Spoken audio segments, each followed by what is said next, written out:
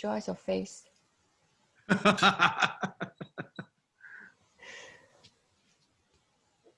let me call. Because some of them, the class just finished at 11:45. Okay. Online classes, so they might be just, you know, having a small refreshment break, toilet break before they join us. Next one. Okay, 23.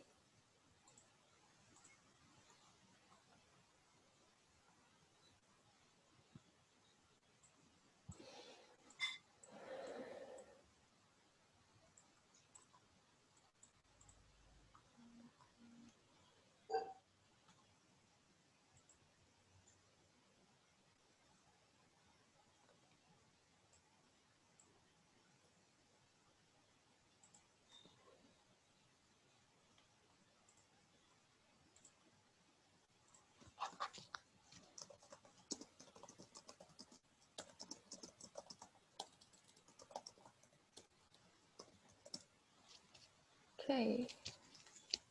So, okay, it's 12 now, so we're going to start the session. Okay, thank you for coming here, everybody.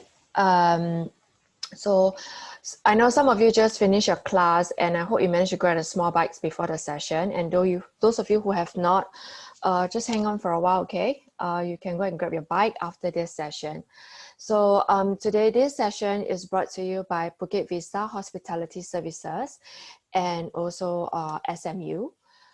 So Bukit Vista is actually a property management startup based in the sunny tropical Bali with a vision to change the future of the hospitality industry. And why we actually, you know, it was Bukit Vista that proposed to have this talk about digital marketing because they want to share and prep you guys, you know, to give back to the society so that, you know, get more young people like you interested in digital marketing. So today, and also to enhance your knowledge about the digital marketing as well. So today they will touch on social media marketing, the creative and technical aspect of it, balancing a campaign, search engine optimizations, and also hear from the speaker, Adam and Virtu, and also Jing, how did they end up as a digital marketer, and what are the skill sets and opportunity required for a digital marketer. So I pass on now to Aldo, the moderator. Okay, thank you, Mrs. Sume, for the time. Yeah, good morning, everyone. I'd like to say good morning because it makes us spiritual for our webinar today. So again, thank you very much for coming to this webinar. I know that it's a break time, it's lunchtime, but you have your time to be with us. And also thank you very much for University Relations team of Bukit Vista and also Career Center of Singapore Management University for making this webinar possible and to share about the knowledge to everyone. And if I may know from the students here, what majors are you in right now?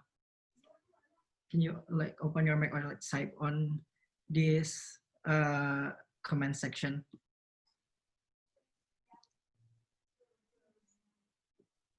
I see business information systems. Wow. Okay.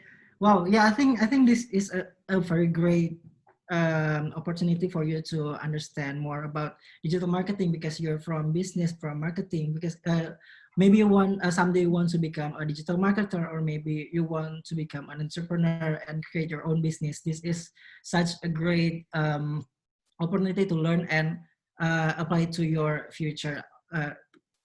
And I'm not here. I'm here not alone. I'm with some people. There is Kiki as my one call away, so she will be replacing me if something happens to my internet connection or things. And I have Jing here, our CEO of Bukit Vista. He will introduce you to what is Bukit Vista. And we have Adam Fornister. He is an expert in SEO. And we have Virtu Sahin, so she is an expert on paid marketing and social media marketing and stuff. So before we start, like let's hear from Mrs. Sume about some opening speech from Singapore Management University. So Mrs. Sume, time and place is yours. Hi, Aldo. I think just now I spoken, so Oh, okay. yeah, perhaps you might just continue. Okay, sure. So sorry, I jumped queue. It's okay. So, so before we started our talk, I'd like to read some rules to be applied to all attendants. So attendants could mute their mic during the session, and Q&A session will be delivered in the last session. So for you guys, if you have any questions about the webinar, maybe about search engine optimization, about paid marketing, or maybe asking about Bukit Vista, you can um, write your questions from slide.do. I will type on the comment section, and you can add the code. The code is hashtag BVE Talk SMU.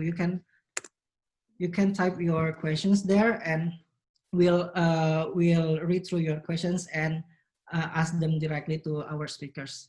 So that's all for the introduction, and let's get started. The first session will be from Jing. So hi Jing. Hi Aldo, how you doing? I'm good. How are you, sir? I'm excellent. I'm very pumped up. All right, let's get started. So some background about Jing. He is ex Airbnb Singapore. He was become a country manager of Indonesia, if I'm not mistaken, right? Mm-hmm. Yeah, and he's starting his own business already 8 years now to the hospital industry. So I believe you have some presentation to share, Jing. You can. Yes. Okay. Thank you very much, Aldo, and thank you very much, SMU, and to some of our guest speakers, Adam and Virtu, today for joining us. And as Sume said, I want to thank all the participants that have come to during their lunch hour, not just to nourish your body, but maybe now to nourish your mind too with this great knowledge that we want to share. So thank you for making that trade. It's been many years since I've been a student myself, but I want to also sort of take myself back into my college years and sort of like think about a lot of the things that I did learn in school. Ultimately, I realized that they needed to be extended with real life experience and such, right? So what we're hoping to do is to bring you behind the scenes to some of the work that if you do choose a career in digital marketing, or like Aldo said, if you do choose to become your own entrepreneur, you probably will hear, if not participate and actively be involved in some of these concepts. Because as you probably know, everybody does do more shopping online these days. And especially with COVID, it's probably going to be a trend that accelerates in the future. Okay, so without further ado, and with everyone's permission, I'd like to present my presentation and show you what I have planned for everyone. Okay, let's see, share screen. Okay, so I'll share. I hope this will be good and everyone can see it. Okay, so, all right, let's see. Can everyone see my screen? I guess if you can see my screen, you'll just have to say, I can see your screen, Jing. Yeah? Okay, all right, so let me begin. Let me move this little tab down over here and let's go ahead and get started. So today, the topic we're going to be talking about is about starting a career in digital marketing and in the post-pandemic opportunities. So let's begin with some easy stuff. This is me. My name is Jing Cho Yang. I was born in California back a long time ago, 1981. And today I'm a CEO and a co-founder of Bukit Vista, which Aldo says is a property management company based here in sunny tropical Bali. So before, I worked at Airbnb, which I'm sure a few of you might have heard of before. It's essentially a home sharing company that's global now. Before that, I worked in a different company, which was called Aman Resorts. We got guests such as Mark Zuckerberg and other billionaires. It was a luxury hotel boutique operation that started in Bali, or it actually started in Thailand, led by an Indonesian founder, and it went global all over the world over about 30 years. So also a very cool spot. I studied at UC Berkeley, and I had my degree, a bachelor's degree in electrical engineering and computer science. And I have a fun fact. So my fun fact was once upon a time, I was actually in a Bollywood movie And let's see if you guys can find me in this clip. Now, I don't know if anybody still watches these movies, but this happens to be two of the most famous actors in Bollywood from the 90s. This was Hrithik Roshan. This was, I forgot, another guy. And there's me. I'm the one kind of like dancing in this movie. So anyway, that's a little fun fact to get me started. All right, so what am I doing here today? So my objective is I want to introduce myself and my company. I want to present digital marketing foundations. I want to present these because the foundations, I think, are things that you'll be able to take away and you'll be able to apply, if not immediately to your daily life, then surely in some aspect of maybe a job interview or being able to talk competently to the people who work in digital marketing, which is always something beneficial.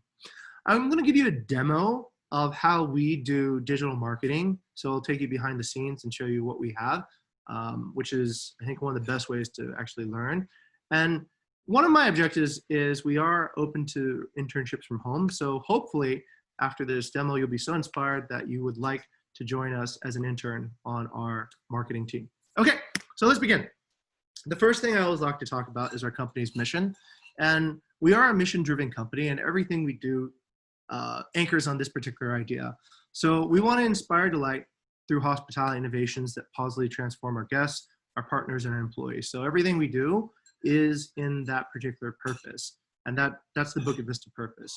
Okay, so what does that actually look like? So in terms of positive transformation, since 2012, we have received over 100,000 guests. We manage about 150 plus properties at the moment. We've gotten 30,000 reviews, probably over 30,000 reviews. And in total, we have 24 employees. So that's Bukit Vista by the numbers. All right. So a little bit about our mission. So what do we actually kind of do on a day-to-day basis? We lead Indonesia in the home sharing market space. So we go and find new, unique properties that are desirable to a global traveler audience.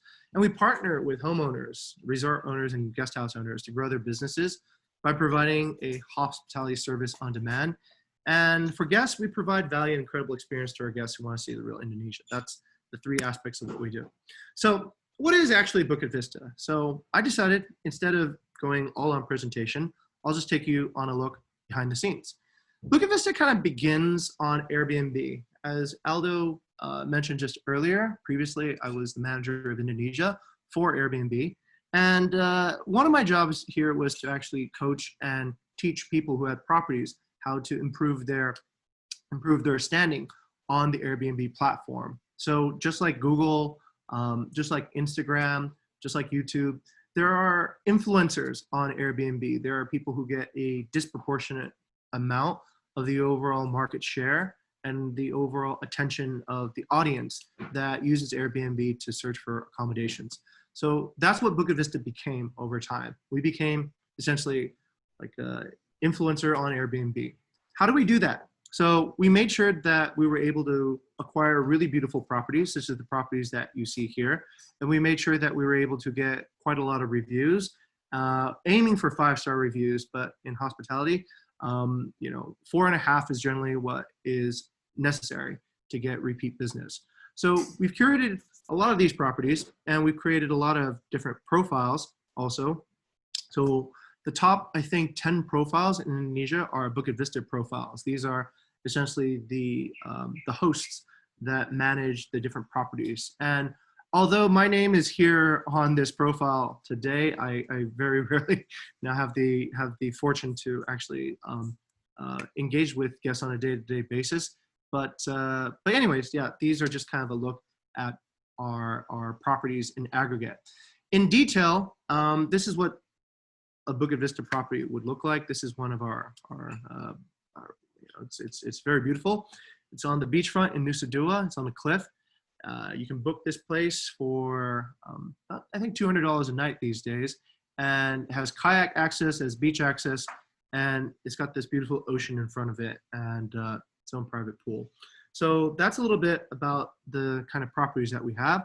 On top of that, we also have tree houses, houses made from bamboo, and a variety of other type properties. So what we do, this is a little bit of our website. So we produce all kinds of different content, and then we optimize that content through effective digital marketing strategies to gain higher ranking on different platforms. I'll do a little demo.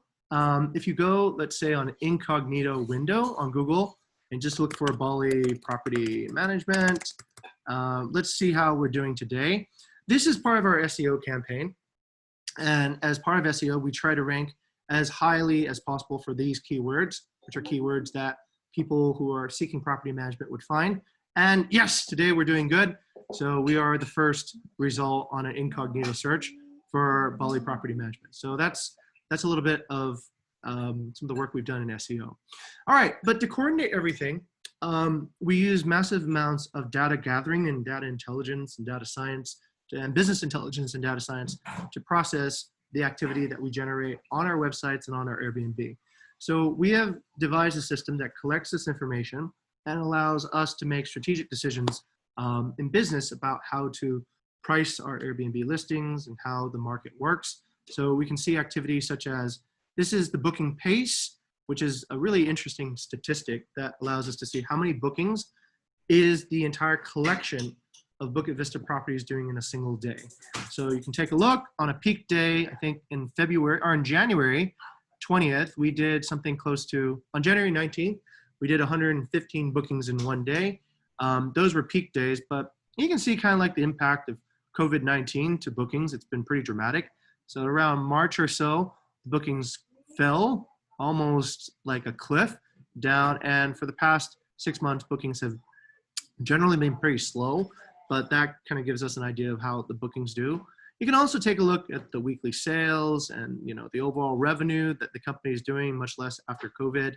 And these are different aspects of data science that we can put together to make better decisions as a company. So we track a lot of variables. We track growth, we track conversion rates, we track the development and growth of our properties. So that's another thing Bukit Vista does as well. On top of that, we have our social media pages. And these are essentially ways that we engage with our 3 different audiences, our guests, potential partners, and potential employees. So that is a little bit of a demo of what Bukit Vista looks like. And of course, we also have our LinkedIn page. That's another aspect of the digital marketing universe that Bukit Vista involves in. And we try to get as much interesting content on this so that it will attract potential employees. All right, I'll go back to my presentation and continue. So that's a little bit of a tour of Bukit Vista from the outside. So back to my promise, what I want to share with the students at SMU today is the basics of marketing foundations. And so these are, I think, principles that not apply just to digital marketing, but to any marketing in general. It's a very foundational approach. And we only recently rediscovered this idea and applied it, and it's been creating, I think, far more clarity and certainty in our work. So I'll talk about 3 things. I'll talk about the funnel, I'll talk about SLAs, I'll talk about marketing campaigns, and I'll talk about how these things intermesh together to create a effective digital marketing strategy. All right, the very first thing that you're gonna need to know about marketing is you're gonna need to understand this concept of a funnel. So a funnel begins with awareness. Now, I'll bring you guys to an example of this. Maybe this is a little bit easier to understand. Awareness, consideration, conversion, loyalty. Okay, so how does this work? Awareness is at the very first stage of when you become aware that something exists. I'll do a demo actually. Maybe this is the easiest way to understand it. So let's just say you go on a website like Airbnb.com. You go on Airbnb.com and you search for a particular location. Let's say you search for Bali. And you look in Bali and you set the search. And now a host, let's say this host who is hosting this private 2-bedroom villa, now you've become aware that they exist. Before you did the search, you were not aware that they had a particular property. You're also aware of this particular property. You're also aware of this particular property. So you're at the very, very beginning of a marketing process. So this is awareness, and this is what awareness feels like. You are, as a consumer now, oh, look, this is one of our properties. Okay, perfect. Okay, so let's talk about the property that I just showed you. Now, a person coming on to Airbnb is now brand aware about Bukit Vista. They're aware of one of our properties. Let's say now they're ready to go to the next stage. They're ready to consider it. So, okay, maybe they took a look at the photos, maybe they look at the title, they look at the price, and they go, you know what? I'm going to consider it. I think that you shared the wrong screen.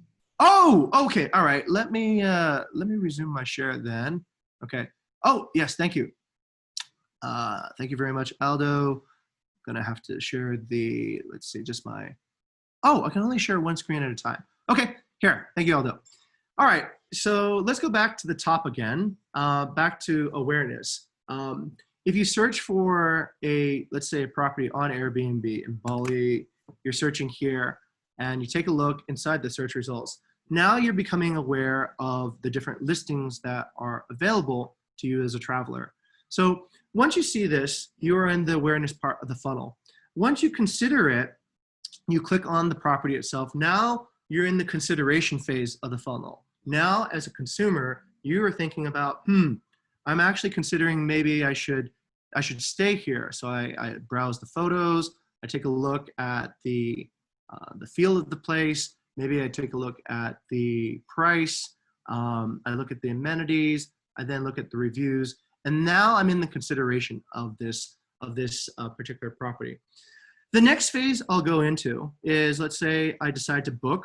So I probably will check the availability. I'll take a look at these dates over here and go into this. I'm in consideration.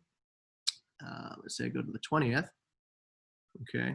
And then when I'm ready to book, I'm in the conversion stage now. So I've gone from awareness to consideration, then finally to conversion. So once I've converted, I've actually become your customer as a marketer. So I've purchased something. And then after that stage is where the next stage comes in, which is loyalty and brand sponsorship.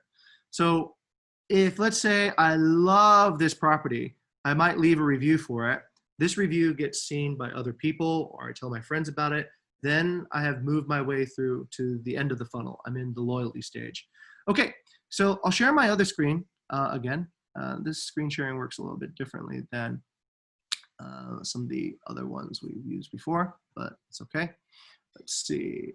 Okay, so that is a trip through the funnel, going from awareness to consideration to conversion to loyalty, finally to advocacy. Sorry, I forgot that part. Advocacy is where you start saying, all right, to all your friends and to your network, this is a great experience. You should probably try it too. Okay, so that's a demonstration and illustration of what a marketing funnel feels like and it looks like. And the next part is you have to have service level agreements. If you want to work on a team that does marketing, which all digital marketers are part of, we need to set goals. So how much awareness do we actually want to create? How much consideration do we want to create? How much conversion do we want to create? These are what are called SLAs, service level agreements. So as an example, we might set a service level agreement, let's say on our team. One person does awareness. We say, all right, let's say Aldo. Aldo does awareness. Aldo, we want you to bring in 10,000 impressions a week to our Airbnb listings. So that's a service level agreement. That's essentially an agreement that Aldo will bring in that much activity for us at a certain quantity and a certain quality. And then consideration. Well, for consideration, how do we measure something like that? It could be the number of inquiries or the number of direct bookings that people give. So then we set a service level agreement for considerations. Perhaps we say that, all right, for the considerations, we need 50. We need 50 inquiries and we need 50 direct bookings a week. And that will be the SLA for that. So once you have SLAs, then you have goals for each layer of your funnel, and it allows a team to work on the funnel in a useful way. So that's the second thing that I want to share with everyone, this idea of an SLA, service level agreement. And then the final thing is to put everything together into campaigns. So when you're doing campaigns, you are approaching different marketing channels. You're maybe approaching Facebook, Instagram, Airbnb, YouTube, whatever that might be. You might have different objectives or goals in each campaign. But for each campaign has a similar structure. All campaigns should have SLAs, and all campaigns should have a funnel so that you can track what stage this is being tracked into. All right, so that is in general, but let me go again into a demo. How does actually Bukit Vista do it? So I'll bring you on a tour on the inside again and show you sort of what goes on in our campaigns. So let me share my screen again. Okay, I'll share a different screen.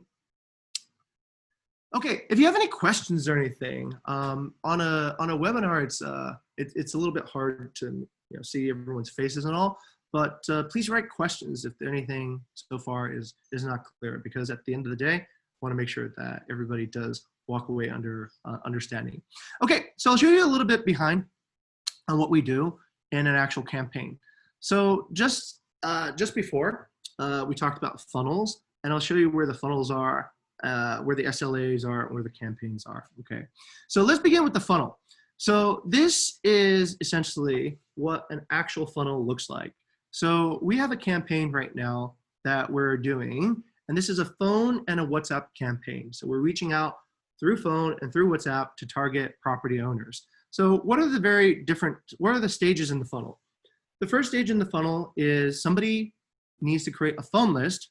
Out of that, somebody will get responses. Out of that, somebody will get meetings. And out of that, somebody will get deals. So those are 4 stages of the funnel. So we can track the activity in the funnel by going over here and saying, all right, what's the size of our total call list? What's the size of the total response from that call list? How many meetings have we gotten? How many deals have flown through? Okay, so that kind of illustrates what the funnel actually looks like in terms of numbers. We can also look back on different dates in the funnel. Oh, sorry, I forgot to introduce.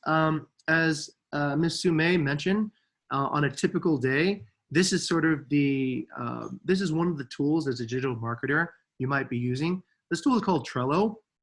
Trello is a very efficient project management tool that lets you work on a team on different campaigns or cards or such. So it's super useful and pretty widely used in the startup industry. So that's to introduce Trello.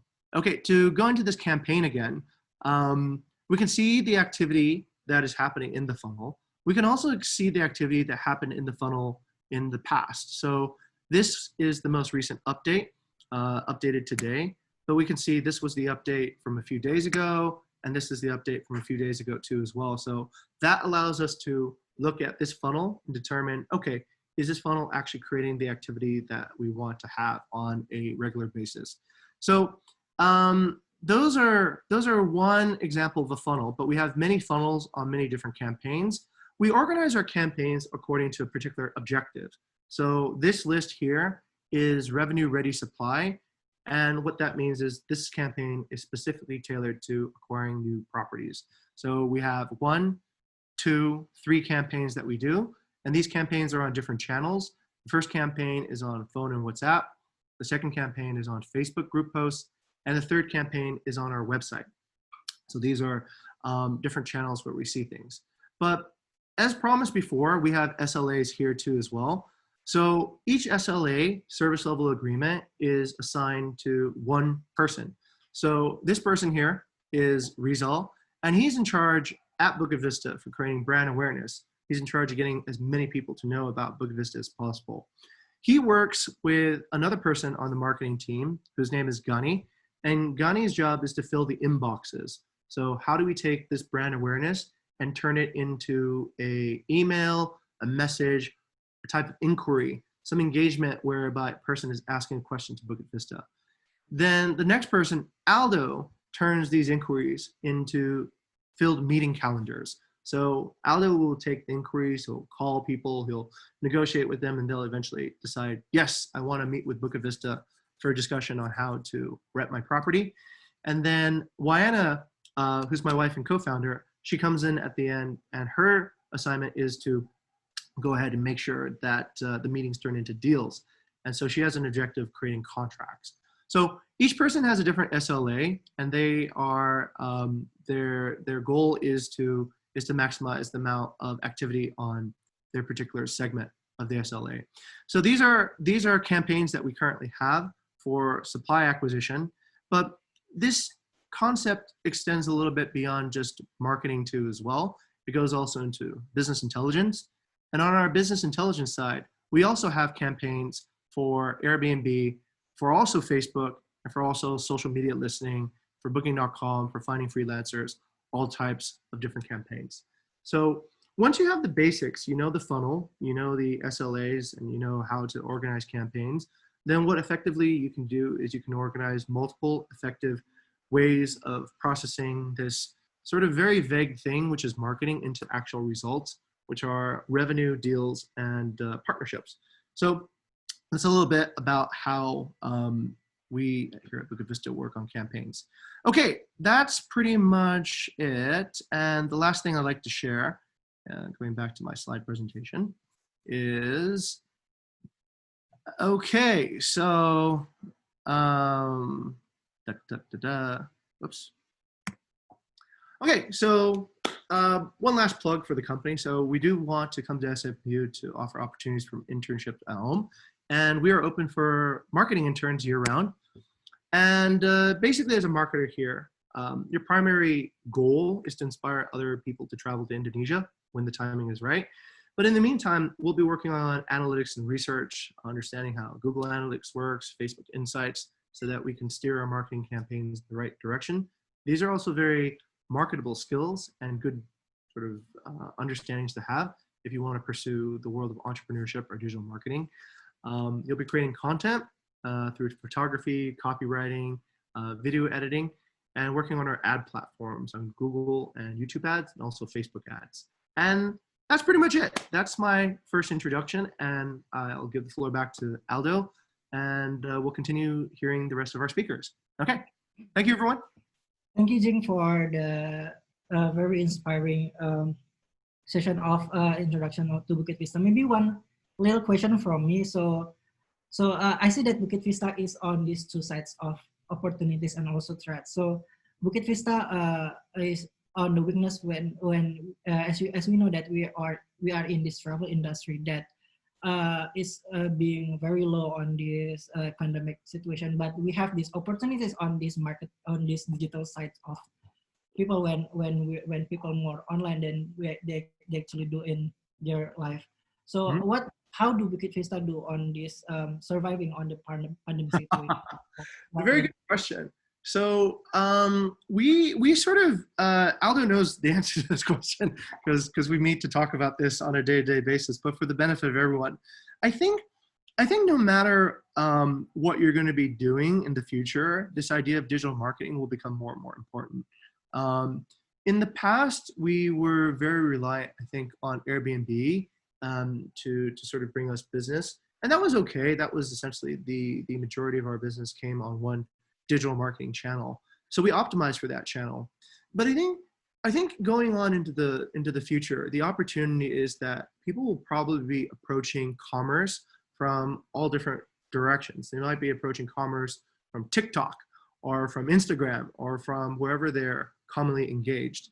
So this idea of actually applying like a marketing approach to all online channels is only going to get stronger. And I think our opportunity is in Bali. There's not a lot of people who master this particular idea.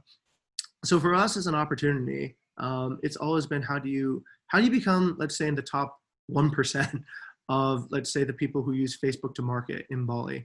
How do you become in the top 1% of the people who use this to market in Airbnb or Booking.com? So part of the opportunity, I think, is always, there's even right now, there's very few people coming to Bali. I told Mrs. Sumay that we get about 5% of the business that we used to get. But even that, I think, even though, let's say, the volume has gone down, there's still probably a few hundred people arriving to Bali every day. So then the question is, can you get that 100 people? Most of these people, and for now and in the future, will most likely be using a online tool to be involved in some part of their trip process, whether it's in the discovery, whether it's in the awareness, the consideration, the conversion, or the loyalty.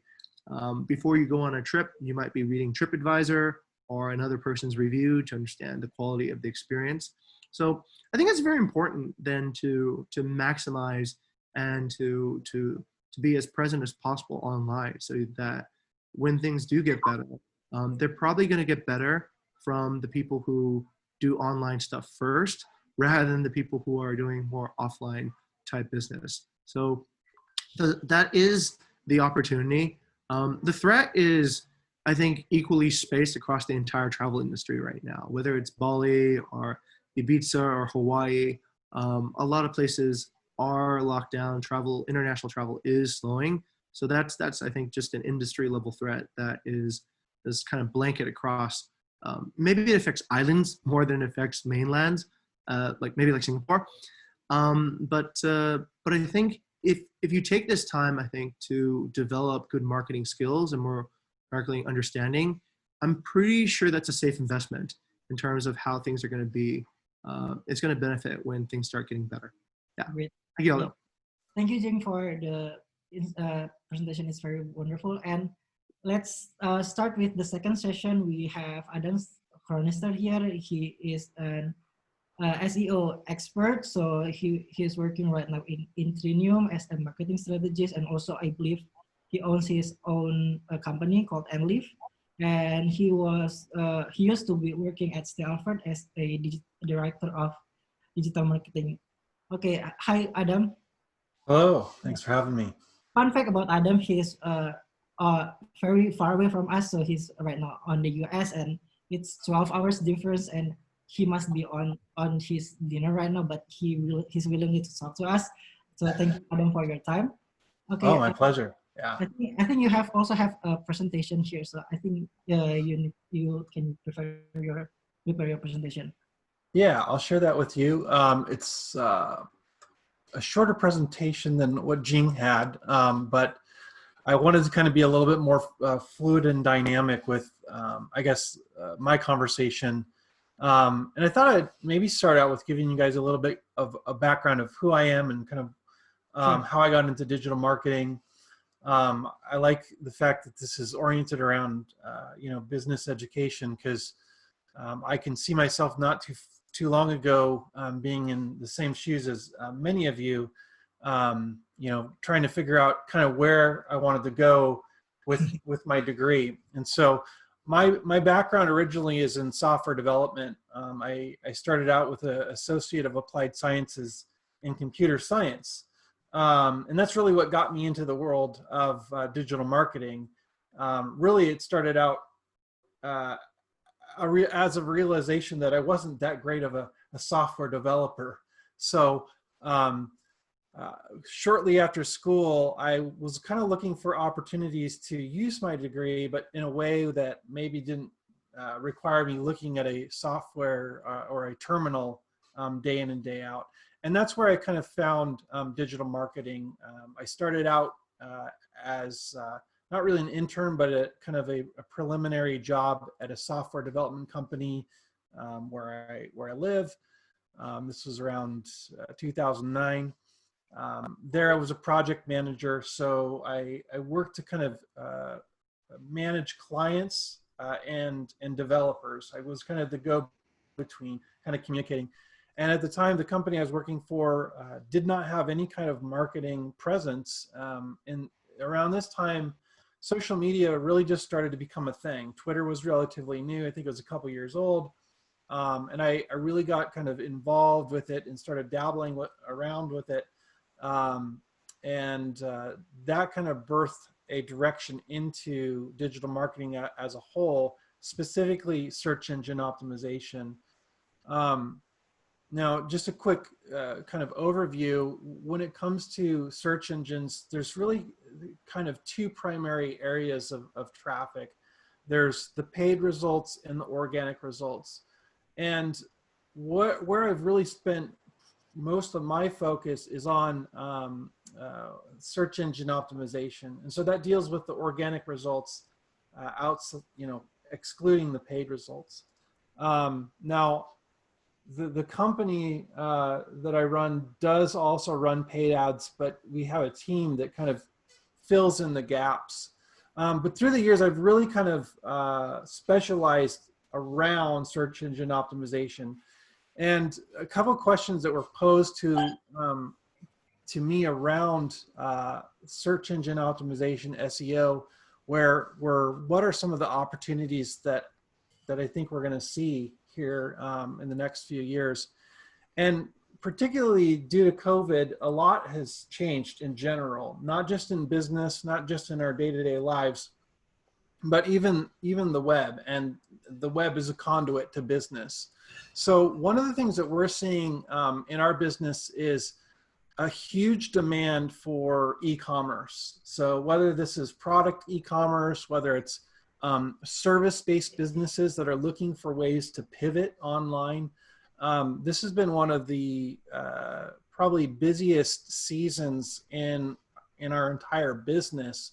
And it's because people are realizing that we kind of live in a new world now, where if you don't have the ability to service people virtually, then you're at a disadvantage. Whereas, 6 months ago, you really could do a lot more with the face-to-face. And so there's kind of been a big scramble for many people to figure out, like, okay, how do I take my business and how do I not only take it online, but fill in that e-commerce gap where I can fulfill a product or a service virtually. And this manifests in a number of different ways. Everything from like yoga instructors setting up virtual classes instead of coming in person and taking payments online and all of that, where before maybe they would just have people come in. Obviously, products, there's always been a conduit for that. You have Shopify and WordPress and other platforms that allow you to sell products. But for many businesses, that was almost an afterthought, where now it's almost a necessity to keep their businesses online. And so the big picture, I think that as it relates to both types of traffic, organic and paid, right now there's a big push for many industries to get online that maybe didn't have the requirements to do so previously. And with that, it kind of creates new opportunities. One of the things that we're seeing right now is a huge shift in retail and other industries. There are, numerous huge chains that are going out of business right now. These are your brick and mortar companies. I'm sure, that's happening not only in the US, but probably, across the globe. And again, COVID has shown kind of the chink in the armor of many of these businesses. And so with that, it creates opportunities for new businesses to service those same needs, because people still need to buy clothes, they still need socks, they still need hats, but the ability or the convenience of going to your local mall or your local chain has been reduced. So again, where do people turn to when they can't go to a physical store, or maybe they don't, they're afraid to, or what have you? They're going to turn to the web. And that's really where search comes into play. One of the things I tell a lot of our clients and people in general is that Google and other search engines are really a question and answer machine. So if you really want to break it down, that's really what it is. And so whenever we're creating strategies for search engine optimization, what we really want to do is ask ourselves, what is our potential customer or client base looking for? What is the search or set of queries that they're putting in that are going to show up in search? And that's really where we want to develop and orient our content so that we come up in that scenario and are hopefully chosen over the competition. I know Jing was talking about his placement both in search as well as in Airbnb. And I guess that's the other takeaway too, is whether you're interested in, social media marketing, SEO, pay-per-click marketing, maybe you want to specialize in Amazon optimization or all these channels. The big takeaway is all of these things are driven by algorithms. And at the end of the day, my job is testing and understanding how these algorithms work. And all of these systems, Facebook, Google, Airbnb, Amazon, you name it, they all have algorithms that are relatively proprietary. So what we have to do is basically take the data that we can test against. You make a change to whatever platform you're on, and then you observe the results. and then you monitor that. That's really, at the end of the day, what life is like as a digital marketer. You really want to be able to ask questions, to test hypothesis. A lot of times it's like being, kind of a mad scientist or an experimenter. For some people, they really thrive on it, and other people, it could be quite a challenge. But back to opportunities. There's niche markets and industries that are late to the game.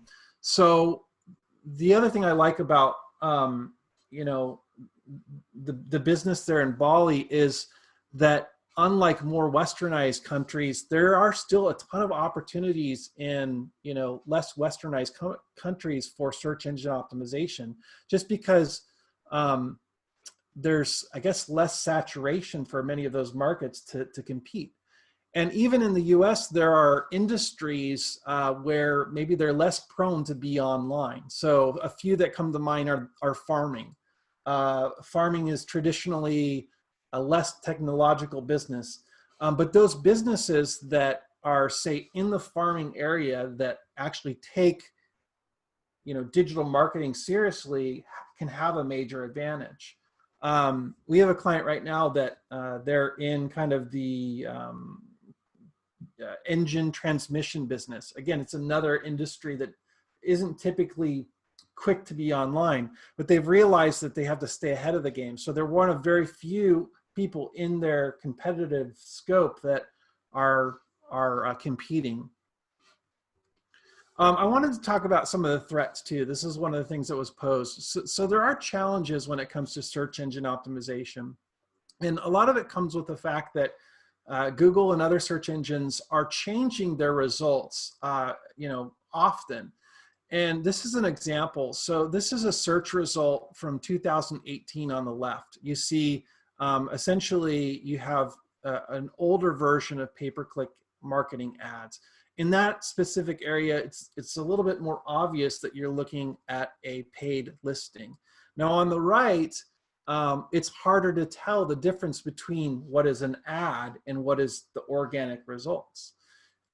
So Google is making it more and more challenging for people that are doing specifically search engine optimization. And the reality behind that is they make a lot of their money off of paid ads, and they don't make as much off of kind of their core business, which is that organic search. So like all businesses, they're looking to figure out ways they can squeeze every dollar out of what they're doing. The other thing that's relatively new, if you've done searches in Google, is what are called rich snippets. This is an example of one on the left here. If you've ever done a search and you see,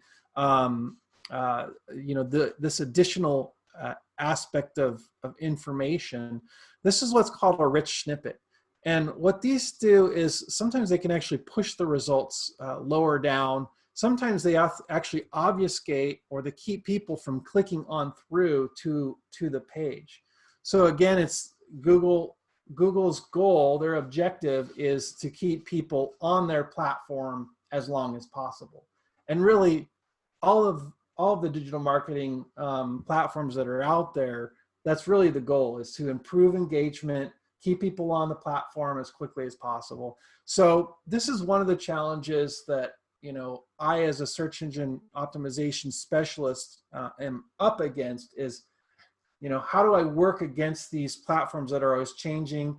The more you get involved specifically in the SEO industry, the more you'll find that there's this kind of love-hate relationship between Google and those search engine optimization specialists that are working on that platform. So we'll get into that a little bit more. There's some other threats too. On the right here, you'll notice a search engine result, and this is specific to travel. This is one of the things that we always came up against when I was doing work for Stay Alfred, another company in the vacation rental space. So Google increasingly added more and more ad space. So you see the top three spots are ads, and then below that you have a rich snippet with the ability to book. So you don't even see the organic results. These are the natural results that you don't pay for above the fold. You literally have to scroll all the way down. So the more of that real estate that, that's taken, the harder it is to do, SEO in some realms.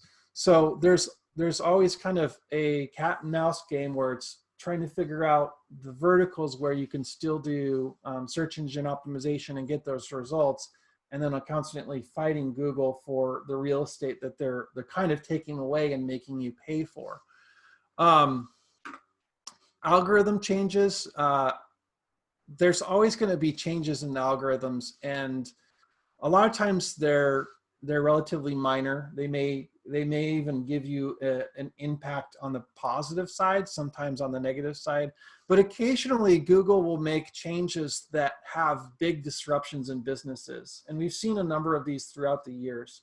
And this is one of the reasons that I always tell people that it's really important to be diverse in what you're doing in digital marketing.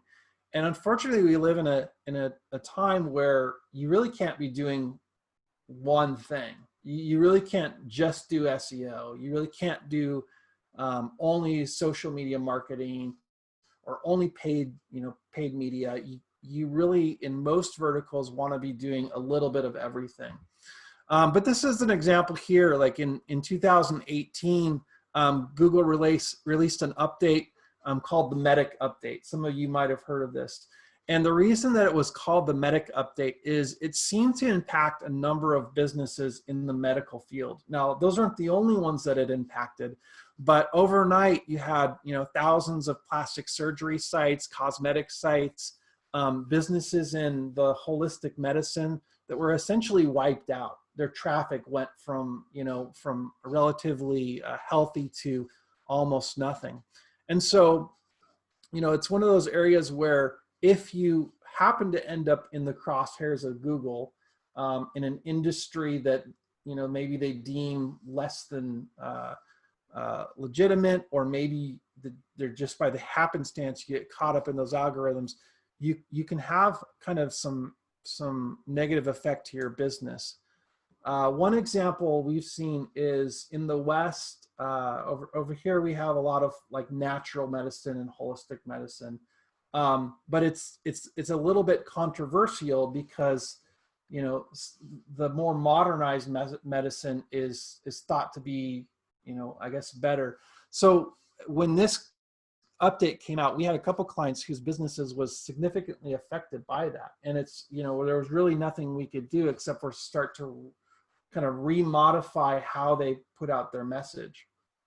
So those are some of the challenges, and you see some of these same kind of algorithm disruptions in other platforms too. We've seen them in YouTube.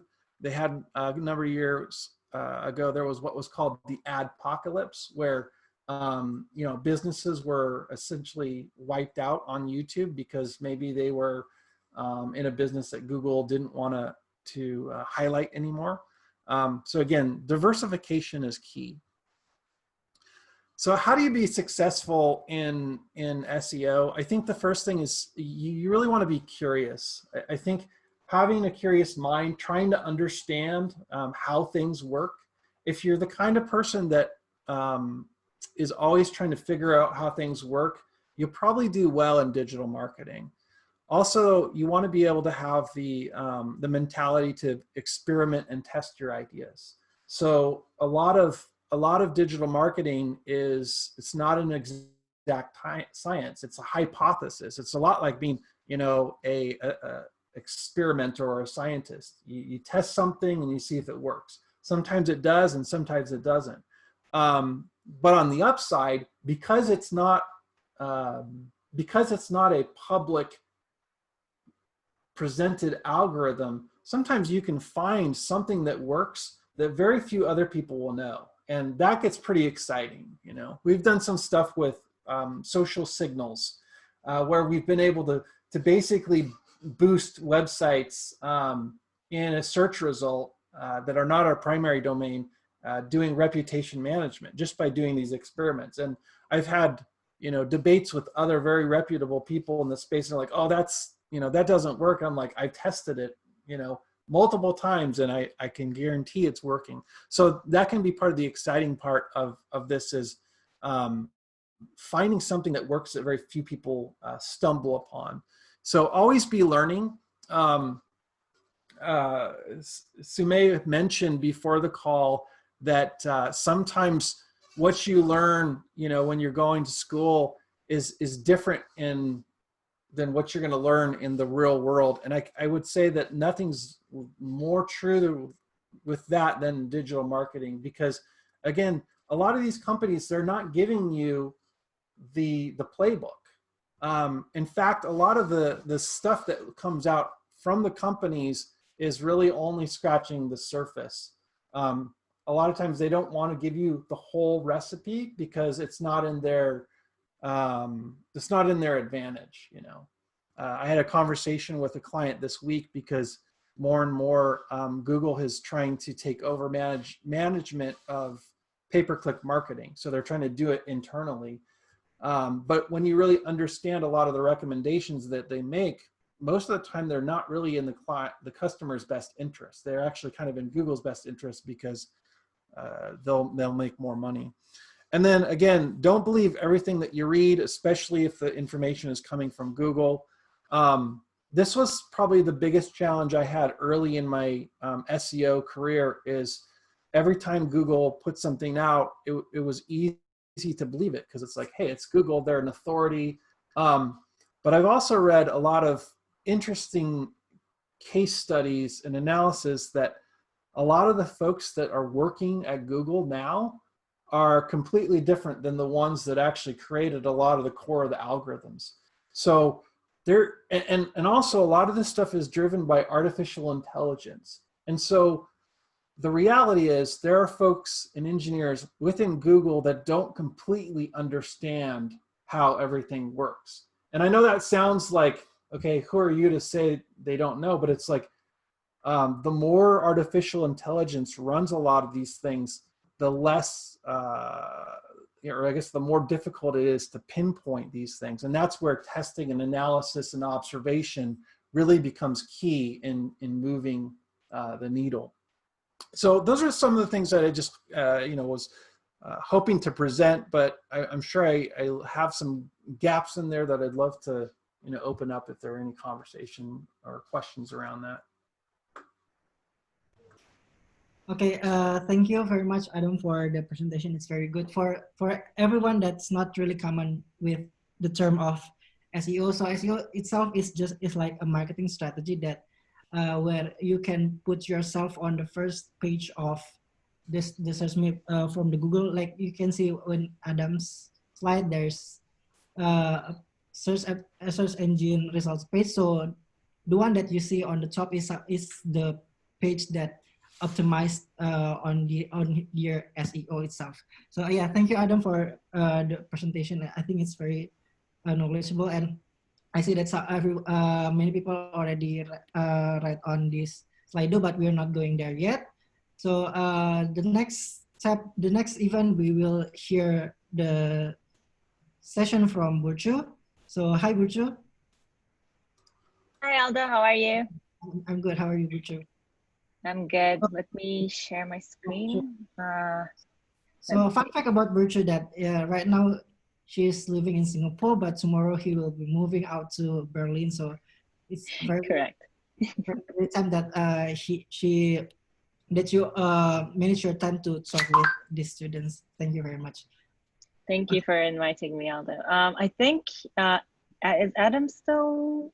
Adam, are you still sharing? Oh, okay, there we go. Thank you. Okay, so now I can share my screen. Can you guys see my screen? Yeah, sure. All right, perfect. Let me start the presentation. And can you still see if I do this? Perfect. All good? Yeah. All right. All good. So, hi everyone. Thank you, first of all, for coming and being here to listen.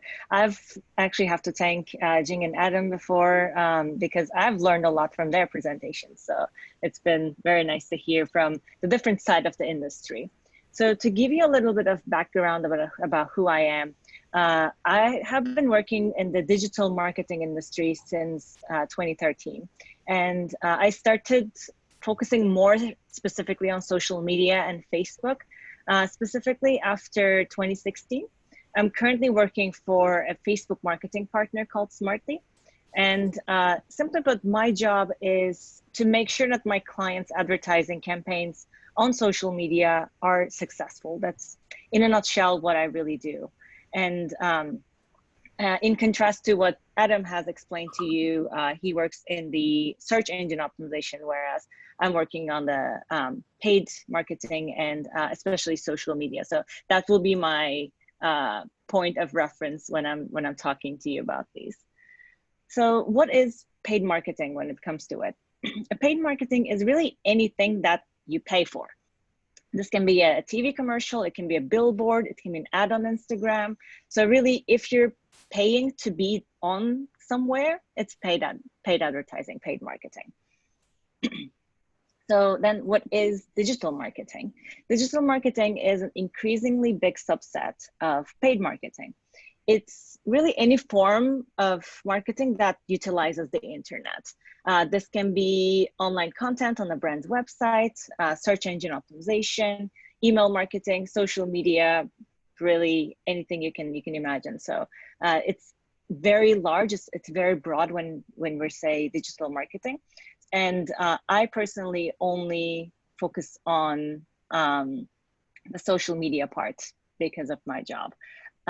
This doesn't mean that I will not know anything about the other sides. It's very good to be well-rounded in digital marketing. So you should know a little bit of everything, but you will see that a lot of people who are successful in digital marketing, they focus on one aspect, one very specific aspect of it, and try to understand, because like Adam said, there are these proprietary algorithms that you will have to work with, sometimes work against, to understand how to be successful in your campaigns, in your marketing efforts. So that's why it's very important that you focus on certain aspects. So let's take it a little bit back and try to understand, like, how did this whole thing happen? How did we get here, basically? In the past 10 years or so, digital marketing became an integral part of marketing strategies, especially because of the mass adoption of smartphones and increasing mobile usage. And you can see on the graph here that especially after 2013, that was the year that mobile and desktop usage became equal. And after 2013, the whole game really changed because mobile surpassed desktop usage. So now we had to think of not just the users going online when they're on, like, at home or whenever they were free. They could really go online anytime, and that really changed the game for everyone. Digital marketing became very popular in this in such a space because in increasing technology, the dependency on data and personalized content in such an age when all of these three things were increasing, the digital marketing made sense, simply because with digital marketing, you have measurable results. And most importantly, you can actually measure how much money you're making. So Jing just showed us like how much they make, or how many conversions they're making every week. So you can measure that. You can measure instant interactivity. So how many people are interacting with my ads, how many people are clicking on my ads or writing comments. You can do advanced targeting. So things like, I will only target this group of people specifically. So for example, Bukit Vista, they are trying to target people who are property owners to get their attention. So you can do really advanced targeting to target specific people. And finally, you can automate this. So you can automate this whole process to make sure that you are targeting people. For example, if you have a list of property owners, you can create a lookalike audience that could be similar to those. So it could be property owners as well. This word is very difficult to say. Okay, so then, okay, these are great, but why should I advertise, or why should anyone advertise on digital channels? Can't I just do it for free? Like, can't I just go on Google and be there? Actually, a common pitfall answer when I ask this to any of my customers or prospecting customers is I ask them, why do you want to advertise on social media? And usually the answer I get is because my competitors are doing it. This is what we call FOMO, or fear of missing out. Social media has this effect on not just advertisers, but for users as well. So if you've been on Instagram lately, looking at your friends' photos and thinking like, oh, why am I not there? That's FOMO. It has the same effect on advertisers because suddenly your competitors are there, so you also want to be there. That's a good initial reason to start thinking about including digital marketing in your strategy, but FOMO alone cannot bring you success. You need to be thinking about how digital marketing can benefit your brand. How does it fit with your strategy? Where are your customers? How can you be in front of them when they need to remember your brand? These are the types of questions that will guide your strategy in the long run. It's of course good to keep an eye on your competitors for benchmarking purposes, but it shouldn't dominate your marketing strategy overall. So now we come to the difficult stage where everything changed when COVID-19 hit. Maybe not everything changed, but things started to get faster. So the trends that we were expecting to see maybe 5-10 years were happening now. So that's really what changed for us. It really changed everyone's lives at an unprecedented rate. In December and January, we knew it was happening. In Wuhan, and like we never imagined that it would come to this. We knew it was happening somewhere, but it wasn't really in our attention. And I was working with a Facebook marketing partner that specialized on travel advertising at the time. So needless to say, we were feeling the effects for sure. So the strategy to maximize the outcome, of course, after now that everything's been settled a little bit more, now we can think a little more about what is the strategy to maximize the outcome and how can we adapt to this new normal. It really depends on the brand's industry, I would say. So the industries that rely on freedom of movement, for example, such as like travel, tourism, ride sharing, these were the most impacted, unfortunately. These brands had to turn into survival mode, and they really had to find ways to continue doing business when revenue was decreasing since that no one really wanted to travel and there was no freedom of movement. So what the strategy turned for them is not immediately making revenue, but how can we make revenue for the future? So content showing that these brands cared about what's happening in the world, and content showing that like things like, for example, something we did was pay now and go later type of campaigns. So those were the type of campaigns that we tried to use to, one, stay on top of consumers' minds, and two, to still make revenue for the businesses. So that was one strategy that we did. Secondly, there were some industries that were already fully digitalized. These were things like gaming, entertainment, online education. These actually enjoyed a resurgence with the increase of the customer base that became increasingly comfortable consuming content online. So like again, Adam said in his speech, a lot of people who were not necessarily using online content started using online content after COVID-19, because they said, okay, this is not going to pass soon, so I have to find some ways to do what I was doing before, but not face-to-face. So for these types of brands, the main strategy became to use personalized and relevant content. That became the winning strategy. So they had to do very specific targetings. They had to personalize the content, which means that they had to automate a lot because the amount of advertising they're doing increased over time. And then finally, we have the digital transformers. These are the grocery, clothing, and electronics companies. And these were not necessarily fully digitalized. So things like you would go, there was always options to buy groceries online, but really no one would do it.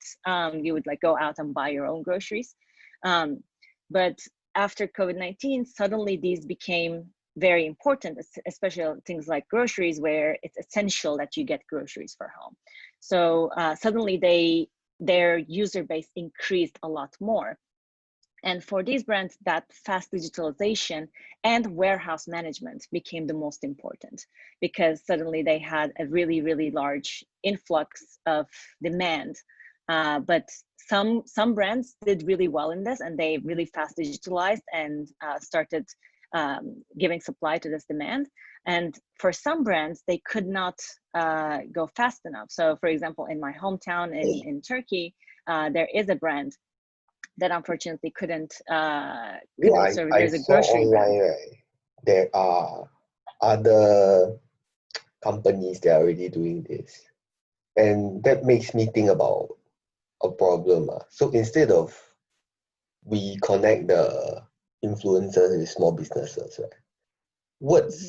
Wouldn't it be better for us to kind of just be like a advertising firm or digital marketing firm instead?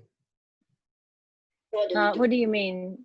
So it's like, I think, do you guys think that it would be actually better for for the small business to just approach a digital marketing firm instead of us? Who is? Because I think that might be a problem. Sorry, I don't think I can see who is. We become a digital marketing firm. No, I'm not proposing that. I'm asking if you guys think that that would be a problem, because in the sense that a digital. Yeah, I think What do you mean this is problem? Like what do you foresee as the problem? Because I think that a digital marketing firm gives the whole entire package for the small business. So it's like our competitor. In a sense, I think that they are doing a better job than us, in a sense. Yeah, but the issue is that you have to be under their agency to be.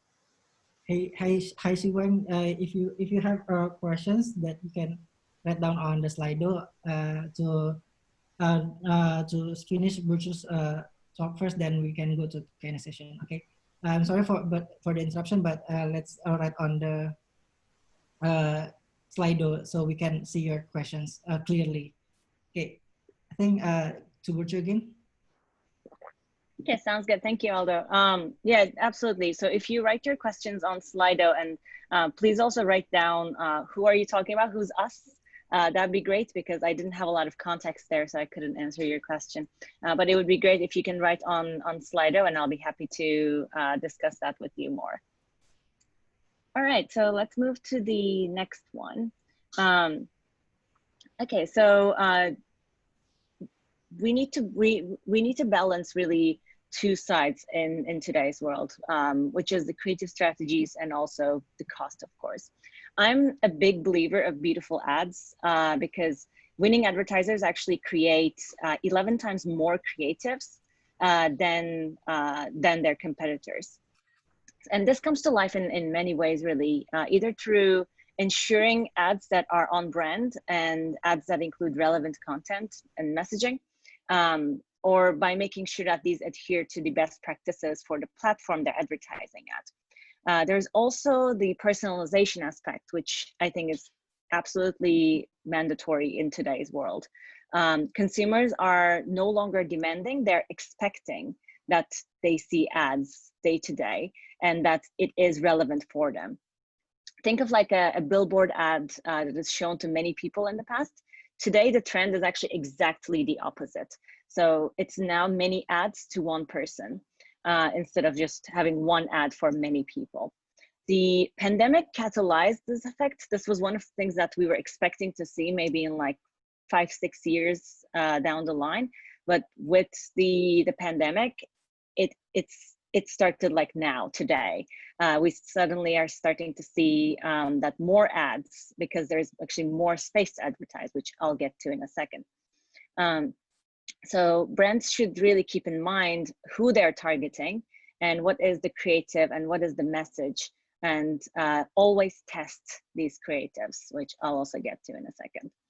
There's the second component, which is the cost component, of course. Let's first talk about this thing called the CPM. CPM stands for cost per mille, which is really the measure of how competitive it is to advertise. The meaning is actually like the cost of every 1,000 impressions, or how many times your ad has been shown and what is the cost for it for you, basically. It's like a standard measure, and it's used all around in digital advertising. And the reason for this is because digital advertising works with this auction system where there is really no standard cost. I cannot tell you, like, if you were to advertise today, I cannot tell you what is the cost to advertise in Indonesia on Facebook. There's really no cost, like no set cost. You have to advertise and you have to see who you're advertising, how competitive it is, and try to figure it out from there. So it works like that price really depends on the demand and supply chain. The demand here is what your competitors are bidding. So how much money your competitor is willing to give to be on that space. And supply, on the other hand, is how many ad spaces we have. So how many times do Facebook, or how many chances do Facebook get to show you an ad? That's basically that supply for Facebook. These CPM, so you can think of CPM like the measure of how competitive it is, because technically the supply doesn't change all the time. What happened with COVID is that more people got online, and that's why the supply suddenly increased. But demand also increased at the same time. So we actually saw very volatile CPMs in the very beginning, because supply suddenly increased, but then demand didn't, and then demand did, and then supply did. So it was quite volatile for in the beginning. But I would say it's stabilized over time.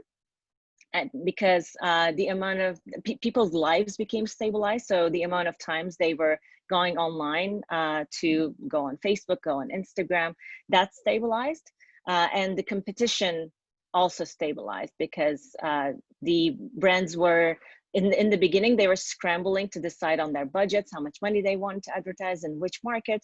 So that also stabilized. So now it's getting better. This year, I would say wanting to be careful of will be the peak season sales. So this is like the thread that we're facing right now, because we're actually expecting a much higher CPM during large events like Black Friday, Cyber Monday, these really big events, especially for e-commerce campaigns, or e-commerce clients. Because there is more competition. There are more players in the market now. Even retailers have now turned themselves into e-commerce. So there's more competition this year. So we're expecting higher CPMs. What brands are doing to prepare for this is to test before the event. And I cannot stress the importance of testing and learning in digital marketing. It's incredibly important that you test something, because that's really the only scientific way that you can say something is working. It's not someone's opinion. It's not what your manager wanted. It is a fact that something works. And that's why it's very important. And that's why you can know what will bring you success during these more dangerous times, like the peak season sales, when you want to maximize your revenue, but there's a lot of competition. So, as I mentioned earlier, having a creative that reflects your brand message and connects with your consumers is more important than really any other strategy. So you have to like marry these two things, where it's important to test, plus it's important to show the right creative. So how do you know what you show is the right creative? You have to test. Test new themes, messages, colors, formats. So you will know when it comes to these big events, you know what works. Actually, one thing that my larger clients do is they do these like minor events, and they use these minor events to test for the bigger event. So they use them like these test times, and they do lose a little bit of money for it, but the value of what they learned during those events is way more important, because then they will be making much more money when it comes to big event times. So that's one strategy that the advertisers are using. Okay, so let's talk a little bit more about having a career in digital advertising. And I'll talk a little bit about how I got here, what is my career, and then I will give you some tips and tricks. But like I said, bear in mind, I'm only talking from my experience and from my personal perspective. So take them with a grain of salt, so you say. If we talk quickly about my background, my career development has also been a test and learn approach, I would say. I tried some things didn't work, tried other things that worked, or I took things that took aspects of what I've learned and applied it to grow in my career. So I graduated with a degree in sociology from Johns Hopkins University in US. And after I graduated, I really wasn't sure what to do. I found a job in my hometown in Turkey at corporate communications in a very corporate company. And what that taught me was that I really didn't like the corporate world so much. It really didn't fit my, it didn't fit my goals. It didn't fit my personality as well. But within that job, what I really learned was that I really enjoy working with social media and communications. So that's the aspect that I decided to focus my career on for the future. So I decided to do a master's in London School of Economics in Media and Communications, so that I could actually focus more on social media's effects. And I mixed it with my sociology background as well. So I actually wrote my thesis about the importance of Twitter during social protests, for example. Before I graduated London, I also started taking these online courses in digital advertising from Google and Facebook. And these courses are 100% online and 100% free. You can even go online and check them today. But like Adam said, take them with a grain of salt, because you also always have to think about, why is this given to me for free? This is Google, this is Facebook. So you have to always keep in mind, how do they make money? And what is this information that they're giving me that will help them make money? So always keep that in mind when you're reading something.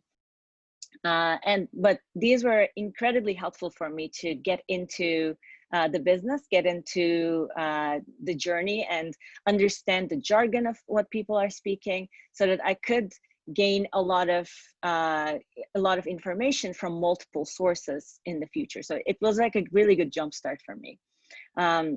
So after I gained this background, I got an entry-level job in a small startup in Turkey. And that was really the only Facebook marketing partner in Turkey. The company focused on travel industry, which helped me give a focus and make it easier to grow. And being in a startup environment helped me much more, because we were free to test and learn. It was a small group of people, but we were able to achieve a lot for us. It was very risky, but it helped me learn a lot about industry, the market. It fits my personality, so I learned a lot about myself as well.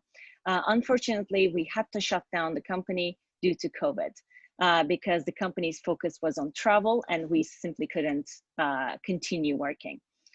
Like I said, startups are risky, but they will teach you a lot. Thankfully, during my years working for that company, I've learned so much, and I've met with a lot of people, I've networked a lot, and I was able to get another job from another Facebook marketing partner called Smartly, which I'm working for today. I'm grateful for my experience that got me here today. As for my future, like Aldo said, I am moving to Berlin tomorrow, and my new job requires me to be closer to Turkey. So Berlin is the closest office that they can move me to. I loved being in Singapore. I love being in Asia, and I hope to return one day. But as you might have guessed, I'm always open for new adventures, new experiences. So I'm hoping that these experiences can help me grow, become more of a well-rounded social media person. So very quickly, I'm just going to give you these like 4 tips to be successful. And today's job market is more competitive than ever. So you will actually be facing a much more difficult job market than I would say any other new graduate is facing. But this doesn't mean that the rules actually change. So the tips I'll tell you here are the tips that, like I said, I will devise from my experience. But this doesn't have to fit you exactly in everyone's circumstances or opportunities for that matter. So these can only be my humble advice, and take it if it makes sense to you. The first and the biggest tip I can give you in a career development and paid advertising is to test and learn. You cannot learn to swim without going in the water first. And of course, that is not to say accept unacceptable work conditions or hours. I would say write down the bare minimum essentials that you need to see in a job. And this will actually help you negotiate in the job interview as well. Your first job doesn't have to be your dream job. And in fact, I haven't gotten my dream job yet. I actually don't know what my dream job is. So it's okay to say, I don't know, I'm still figuring it out. And try to do an internship or volunteer somewhere. And this will give you that network effect that will help you out. So even like, for example, you being in this webinar today, you're meeting incredible people like Adam, Jing, Ms. Sume, Aldo.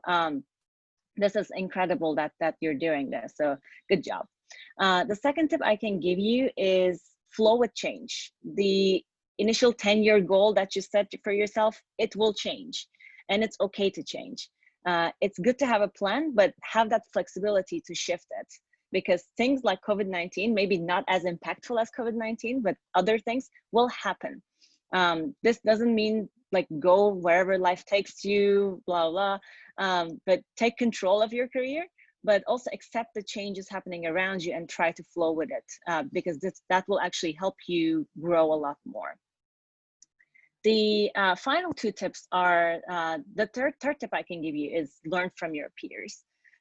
Talk to people outside of your immediate team, learn more about what makes sense, what turns gears in people's heads, and understand how they contribute to the company, and understand how you will help the company overall. This will give you a much bigger picture and increase your contribution as well. And finally, the final tip, and I think this is also probably the most overlooked, is to read industry news. I don't mean just marketing. Read industry news of the companies that you will be working with. So for example, if you're working with Bukit Vista, read travel industry news, not just marketing news. This will help you understand what those people will care for, and also speak in their language, because if there are some jargons that they will be using, this will help you understand them. Who are the big players in the industry? Has there been any big acquisitions that they might be excited about? What is the stock market price for a big player? So learn these things, and this will give you a lot of conversation subjects, even in your interviews or whenever you meet someone, really, and help you understand what's going on in the industry. So these were really all I could say. Please feel free to ask me any questions, and I hope you will all have really bright careers. Feel free to add me on LinkedIn or contact me in the future. I'll be happy to be speaking with you. Thank you for listening, and thank you for inviting me. Okay, thank you very much, Virtu, for the presentation. Is very cool, and also very delightful for the students to understand more about how to have this career in digital advertising, or maybe career in general. Okay, thank you very much. So I will offer to Kiki for survey before we start to Q&A. Okay, Kiki, are you there? Hello. Yeah. Let me share my screen first. So we got plenty of questions already here.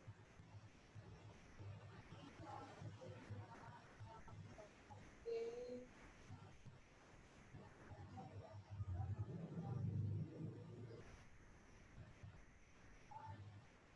Okay. Start from. Wow. Okay, I think the question will be start from the first that Adam said, that about whether on company should hire a digital marketing agency versus doing it in-house. I think it's a great question, and I think everyone could answer this with your point of view. I think maybe started with Adam first. Yeah, so to recap, I think the question that came up in the middle of the last presentation, if I understood it right, was um, whether businesses should hire an agency versus doing the work in-house. And it's kind of one of those questions where I think it really kind of depends. I think there's definitely pros and cons to both. Now I run an agency, but I also have, work with internal companies. I know when I was at Stay Alfred, for instance, we essentially had a marketing team that was kind of like a small agency inside the business. And for the amount of growth and trajectory that we wanted to do, we just about needed that because we had, social media specialists, people working on the paid. I was doing our search engine optimization. The benefit to having it in-house, one, it's a little bit more intimate. You're going to get more time from your employees versus hiring an outside agency. But also there on the negative side, you may have to spend more for those for that manpower. So I think it really kind of depends on the size of the business and what your goals are. I think for a lot of small to mid-sized businesses, they could hire an agency with multi assets of talent for the price of an internal staff. And I know a lot of our clients with our agency, they're small to mid-sized businesses. And so what they get out of us as an agency is a lot more than what they might get out of one or two full-time staff members. So it really kind of depends. I think at the end of the day, businesses that are at least invested somewhat in the marketing process and end up doing better, even if that means that they're working in conjunction with an outside partner. Okay, thank you very much. What do you think, Virtu, about this question? I have to agree with Adam on this. Like, if you have the resources, doing it in-house, I think will be beneficial in the sense that whoever is working on this subject will know what your brand is doing, that it will be relevant. But of course, they may not necessarily have done this for as long as an agency might have done. So they will the amount of experience an agency will bring will be different. If you have the resources to do all an agency can do, of course, try to do it in-house. But for companies that are not as large as Google, for example, I would say try to do it with the help of agencies. If you want to build it in the meantime, you can, but I would say doing it with agencies will give you more of an expertise in the beginning to start with, rather than trying to go everything in-house. Okay, great. Maybe from Jing, with CEO perspective, what do you think about this question? Thank you. I think Virtu and Adam gave actually excellent answers. For me, coming from, let's say, a potential client's perspective, right? I think you got to decide what is your core competency and what is not going to be your core competency. I think that's the first decision. So if your business, your core competency is how you market online, and that is what you sold your clients are banking on you because you're an expert in this, I would think you should probably do that in-house, right? Because that is something that you might need to build foundation on and innovate on and eventually take to your own ownership of that competency. If you're looking to, let's say, achieve a more short-term objective or whatever, you just need to get some sales in, I would go to the experts. I'd go to people who can just like kind of get that done in the shortest amount of time. Because if you try to do it, this is actually a really good question too. Sometimes we have software developers at Bukit Vista that develop a lot of tools for us to use. And it comes up into debates a lot. Should we develop this tool or should we just use an off-the-shelf tool? Most cases, it's actually better just to use off-the-shelf tool. If there's already a program or something that does the thing that you want, then just go and use it. Unless that is what you fundamentally do, unless that is your core, let's say your core thing is to create beautiful tools for people to do photo editing, then you should probably not just be doing Photoshop, using Photoshop's tool. So you got to decide, I think, what your core competency is, and then focus on that. That being said, from a, let's say, a client's perspective, I think at some point you're probably going to need to be competent enough to be able to hire the competent people to do if you want to hire, let's say, a good digital marketing agency, you probably have to be competent enough to actually know who is the competent digital marketing agencies and how to achieve success. As let's say a business owner or entrepreneur, I think you need to understand what the SLA is, right? You need to agree, all right, I'm paying you to deliver this type of result every week, and that's what I expect. You're, as a client, are in charge of that result. If you set the wrong result, you set the wrong goal, then don't be upset at your, the outsourcers. And we've gone through that process a few times, and there's been some failures in the past. I would say this is where educating yourself about what are the capabilities and the expectations you have from the digital marketing agencies that you like to hire should be very, very much, I think, the first thing you do before you hire. Yeah, so those are some of my thoughts on that particular question. Okay, thank you, Jing, very much. So if I may conclude that, so it depends actually on this, on which business that you're in and how big is your business. So if you want to do this in-house, you need to have this amount of money, and also about doing it with agency. It's good, but it's actually priced more high. So yeah, thank you very much for the question. So because we have limited time, so I will filter it out to 3 questions. So I think let's go with the most requested questions on very top. So about technical skills, it's anonymous. Is there anyone asking this question? So you can ask this question directly. Okay. Who's taking that? I could take it, and I'm sure there's probably multiple answers, but I know as far as technical skills, specifically for like search engine optimization, but I think this also applies to paid advertising and probably most digital marketing. I think a good understanding of trend analysis. So being able to look at data and charts and trends and discern a story from that, that is one skill that I think is a really beneficial skill for digital marketing. And then again, I touched on it earlier. I think just being curious and being willing to step into the realm of unknown and testing hypotheses. To me, those are 2 of the I guess more technical skills that are beneficial. So great. Be curious, step on toes, and learn from the data. It's great. Some thoughts from Virtu? Yep, definitely.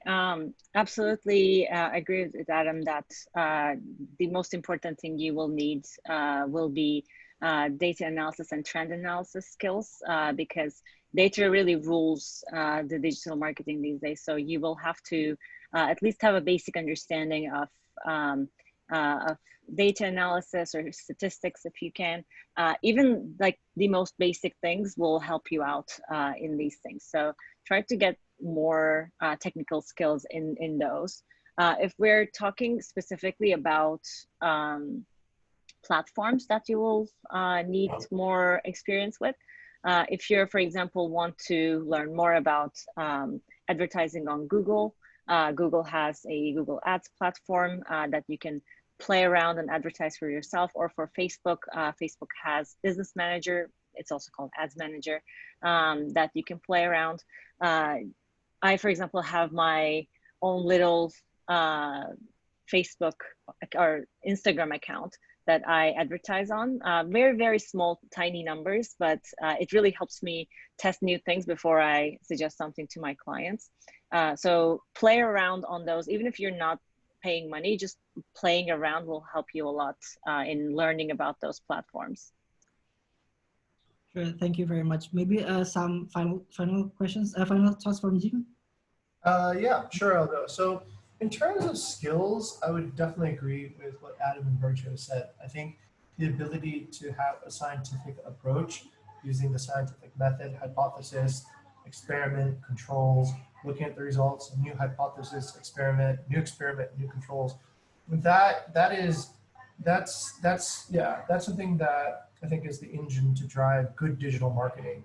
In terms of other skills, there's a lot of soft skills that are sort of, for me, it took a long time to learn digital marketing because there's just so much noise out there, as like Virtue and Adam said. If you're reading all this, you're watching these free videos on YouTube about like how to increase your engagement on Facebook, you really got to wonder, okay, why is the person giving this information away for free? So the second skill, I think, is being able to actually, as a marketing person, being able to discern noise from signal. Like you can see this is, oh, this is actually helpful information. This is just spam or something. So the ability to be able to filter the good information and the good content on the internet out, I think that is a very decisive skill. The rest rely on attributes, and these attributes, I think Adam has gone into depth. The willingness to be curious, as Virtue said, this idea of testing things out, looking for truth through data. Those are just attributes of what I think make a good digital marketing person. Those are not skills. Those are just like what you rely on when your skills don't really get you past that point. I would be more concerned if you want to go into this industry. Is this my opinion, right? I would say that you should probably bank more on good attributes and good skills. The tools will change, the channels will change. People will, start using new mediums or whatever. Like there's probably going to be different from today than 10 years from today. So those skill sets will need to evolve. But your attributes of wanting to be curious, of figuring out how the algorithms work, that scientific method, that I think is the core, in my opinion, of what leads to a really lasting career in this profession. Okay, thank you. So if I may conclude that there's no particular skills you have, but you have to become be a curious person, see the trends, and also you have to be able to look after the data to have this business strategy and marketing strategy that you created. Okay, I'd like to go to a specific questions. So I would like to go to the anonymous. What do you see as the future of search engine optimization if search engine move towards even greater emphasis on paid ads? I think it's a great question. Maybe Adam can take it. Yeah, no, it is a good question. It's so there's a lot of things that are happening in search right now. The 10-pound gorilla in the room is that Google is a company that owns or controls a majority of the search market ecosphere. So they're about 91% in most countries. The exceptions are China and Russia, where Google doesn't really play much of a role. But Google, like most companies and most business models, they have to kind of have a good balance between what are discernible advertisements and what aren't. And so while they're pushing the envelope, to figure out how many ads can they push in search before users, decide to go to a different search engine, that's really the fine line. So while I don't think organic search is going to, go away anytime soon, it is becoming, more challenging. But there's also a lot of other things that are happening in the world of search as well. One of them is privacy. So privacy is probably one of the biggest threats to Google right now. And what I mean by that is they are probably one of the least private browsers out there, because all of the data that they use in the marketing world, it's gathered by their tools, be it their search engines, Gmail, you name it. They're collecting that data. So there's a big push for privacy browsers.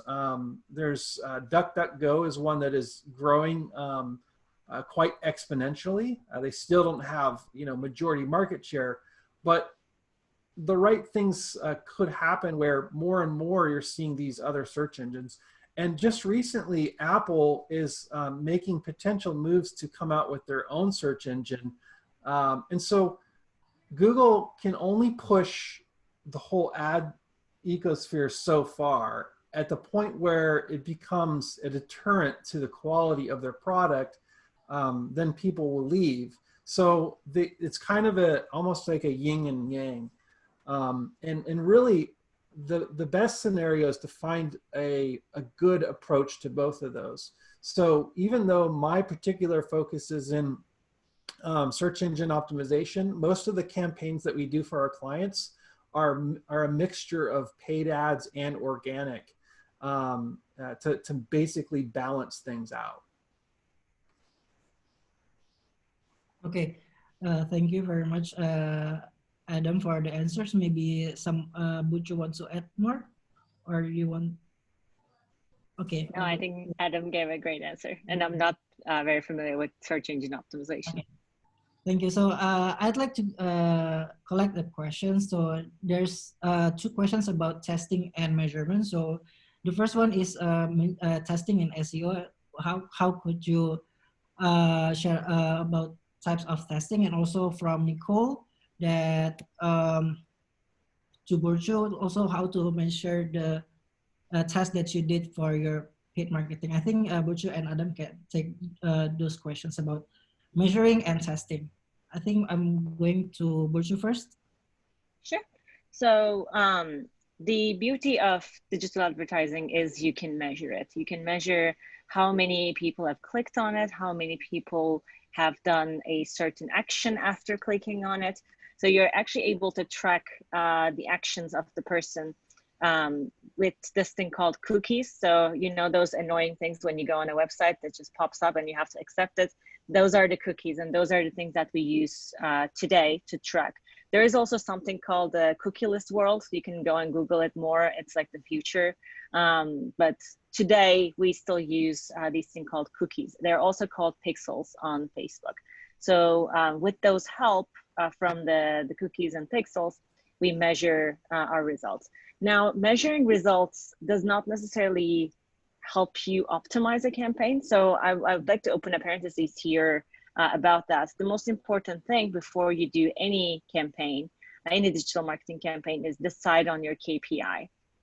So decide on what are you looking to get. So those SLAs that Jing mentioned, for example, what are you looking to get out of this campaign? Is it just clicks on your website? Are you looking to increase your traffic on your website? Or are you looking for bookings? Are you looking for your end goal? So that's the most important thing. And then you can measure that KPI, and then you can we can actually test whether, for example, showing a blue background versus a red background performs better. But you have to decide before you do the campaign, what are you measuring those two things against each other? So that's the most important thing, I would say. Hope that helped answer the question. Thank you, Virtu. Anything, Adam, to add about SEO testing and measurement? No, I think that mostly covered it. I mean, just having the right tools. I know for what we do, we spend a lot of time in Google Analytics, so that becomes kind of our core tool. There are other tools that we use. A couple of the others that are kind of big names are SEMrush and Ahrefs. But Google Analytics, I think, is one of those tools that, one, it's free to start using, so there's no barrier to entry. While it's predominantly used, I think, in the SEO world and the pay-per-click marketing world, there's also a lot of data you can pull even off of social media ads and targeting. So that's definitely a good tool to start with for anyone that's serious about learning digital marketing and tracking and data analysis. Okay, thank you. I see Butch also give this link to track the analytics and works that we're doing in digital marketing. And I think that's all for the questions. I'm sorry that I cannot answer all of them. And if you want for the internship, I see that many questions about internship. So I put the link here on the comment section, on the chat section. So bukitvista.com/jobs. You can see our internship requirement and also application there. And also I think from SMU itself will also announce this and put it on your job portal. And last but not least, I'd like to everyone for the attendance to fill up our seminar survey. So I put up the link. It's bit.ly/BV seminar 2020. Please fill up the survey so we can know how to improve better. And I am really sorry for the overtime, and I think for the webinar itself, it's already done. Thank you very much for your time and hearing our talk. And or maybe we could share, we could take some screenshot for the documentation of SMU and us. Okay, for Yeah. Kika, you can stop share sharing. Eldo, can I just highlight to you, you know, the link that you share for the job description? I think it's not working. Okay. Okay. So I will give some links to you, and you can share it on your with the students later. So not to worry, students, if it's not working, it will be on track, so you can have a look at it later. Okay. Okay. Thank you. Let's take some screenshots. Kiki, you can stop sharing the screen. Okay. Anyone, if you want to, please open up your camera so we can take a screenshot so we could have some documentation. Okay. Okay. Thank you. 1, 2, 3. Okay. Again, Kiki, could you help me to screenshot again? 1, 2, 3. Okay. Thank you. Maybe some closing statement before we close our webinar from Adam. I'm sorry, what was that? The last, what did you say? Closing statement before we close our webinar. Yeah, well, I guess I'll just reinforce everyone's curiosity. I think obviously you're here to learn, and the one thing I didn't mention that I want to say, with all the negative stuff happening with COVID, there are definitely some opportunities. The world has gotten even more smaller now, because we're not inclined to local, physical offices. Really, your employees might now be all over the world. Your workforce might be all over the world. In fact, that's very much our business. We're essentially a global business. So while there's a lot of changes and shifts, there's also a lot of opportunities. And so I would just, take that with stride and know that with the changing world, there's going to be things that are going to be more difficult, but things that are also going to open up, I think, as you develop out your career. So. Thank you, Adam, for the closing statement for Virtu. Yeah, absolutely. With the new normal of COVID, there are definitely things that are, of course, more difficult in our lives, but there's a lot more opportunities that will open up as the industries start to change and shift with the changing world. So there will be opportunities in the very near future, I would say, a lot more, especially for online and digital advertising. So thank you for coming, and have a great day, I guess. Last but not least, from Jing. Okay, thank you very much.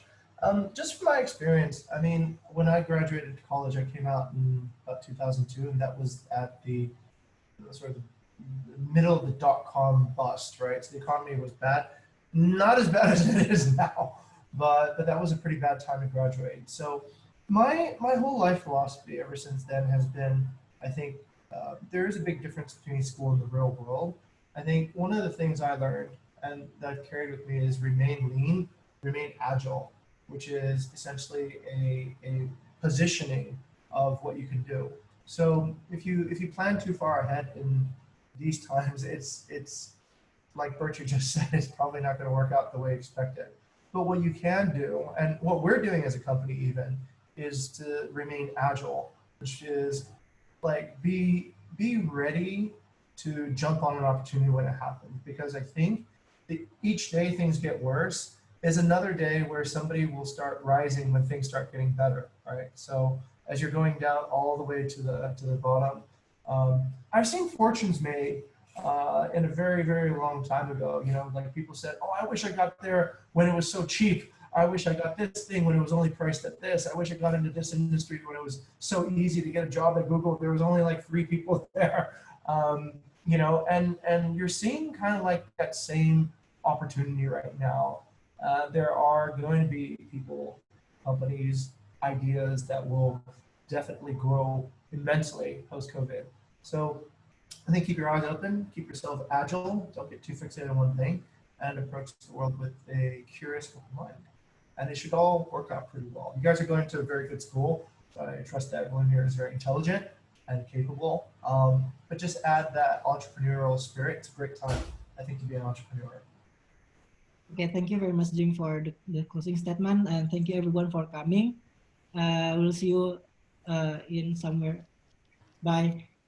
Thank you, everybody. Thank you, guys. Thanks, Jing. Thanks, Thanks, everyone. Virtu. Thanks, Adam. Thanks, Aldo. Bye. Okay, bye-bye.